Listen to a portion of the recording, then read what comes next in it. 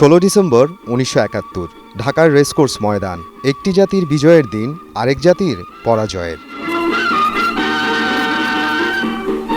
এই ময়দানেই মুক্তিবাহিনী ও ভারতীয় মিত্রবাহিনীর কাছে আত্মসমর্পণ করে পাকিস্তানি সেনারা। এর মধ্য দিয়ে শেষ হয় 9 মাসের রক্তক্ষয়ী এক যুদ্ধের। বাংলাদেশ হয় শত্রুমুক্ত। বিশ্বের মানচিত্রে জন্ম নেয় একটি নতুন দেশ, বাংলাদেশ।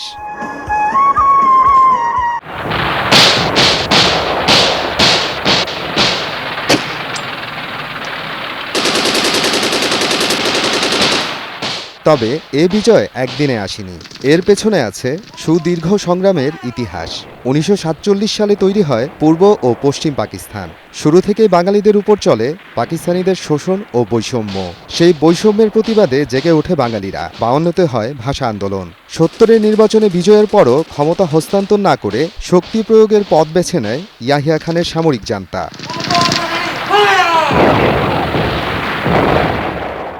25 মার্চ দিবাগত রাতে নিরস্ত্র বাঙালির উপর ঘৃণ্য হামলা চালায় পাকিস্তানি সেনাবাহিনী। 26 মার্চ ঘোষণা করা হয় বাংলাদেশের স্বাধীনতা। 10 এপ্রিল গঠিত হয় মুজিবনগর সরকার। বাঙালির মুক্তির সংগ্রাম হয়ে ওঠে আরও গতিশীল। ছাত্র, যুবক, কৃষক, শ্রমিক সর্বস্তরের মানুষ যুক্ত হয় মুক্তিযুদ্ধে। সে সময় বাংলাদেশ ভাগ করা হয় 11টি সেক্টরে। গঠিত হয় Z force, S force, K force. 3 December Bharat আক্রমণ চালায় পাকিস্তান। সরাসরি যুদ্ধে নামে ভারত। গঠিত হয় মুক্তিবাহিনী ও ভারতীয় বাহিনীর যৌথ কমান্ড, মিত্রবাহিনী।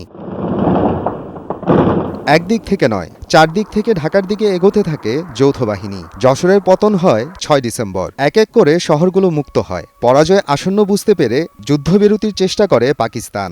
জাতিসংঘে প্রস্তাব উঠলেও সোভিয়েত ইউনিয়নের ভেটোর মুখে তা ব্যর্থ হয়। 14 ডিসেম্বর গভর্নর হাউসে বিমান হামলা হয়। সেদিনই পদত্যাগ করেন গভর্নর ডাক্তার মালিক। কার্যত সেদিন থেকেই ঢাকায় পাকিস্তানের প্রশাসনিক কাঠামো ভেঙে পড়ে।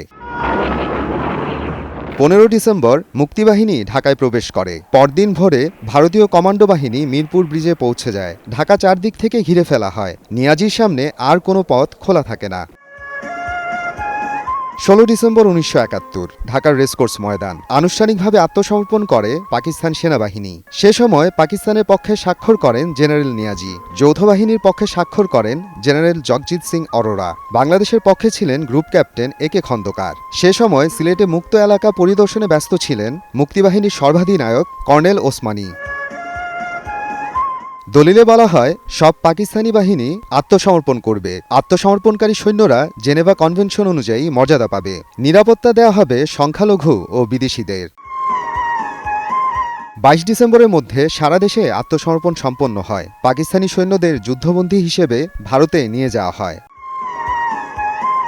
যৌথ বাহিনীর কাছে আত্মসমর্পণ করে 93,000 পাকিস্তানি সৈন্য। এটি ছিল দ্বিতীয় বিশ্বযুদ্ধের পর সবচেয়ে বড় আত্মসমর্পণ। মোহাম্মদ আফরানুল ইসলাম, সময় সংবাদ।